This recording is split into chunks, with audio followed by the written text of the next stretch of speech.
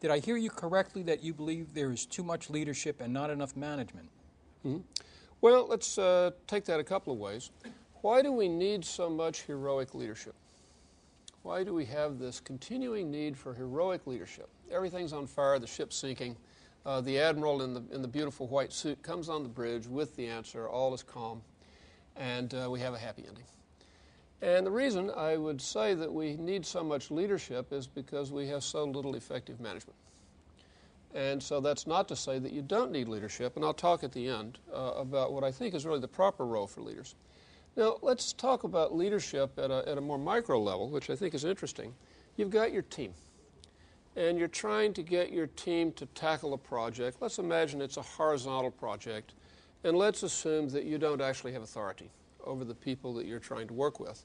That often is stated as a place for heroic leadership.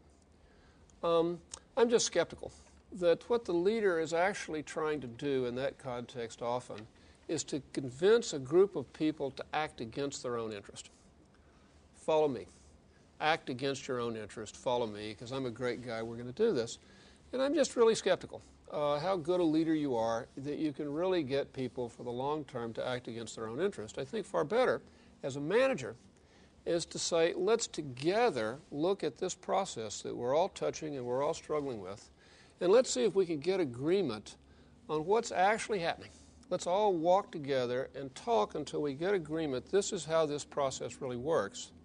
And then let's see if we can get agreement on what the consequence is for the customer and for the health of the organization. Whoa, we're way ahead of the game. That we've taken a walk together. We've looked at the process.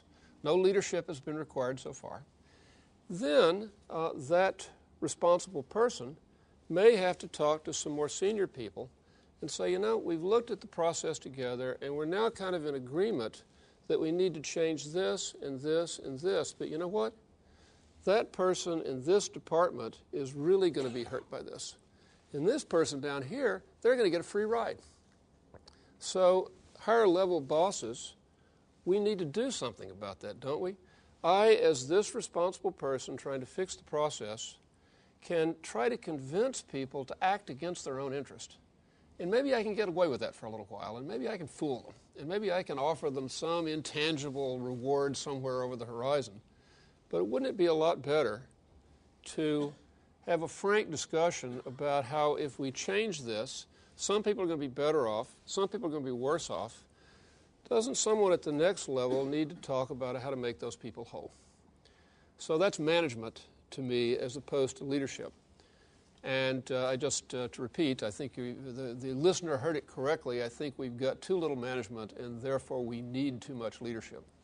Not that leadership is a terrible thing, but I'm just skeptical that it has enduring power.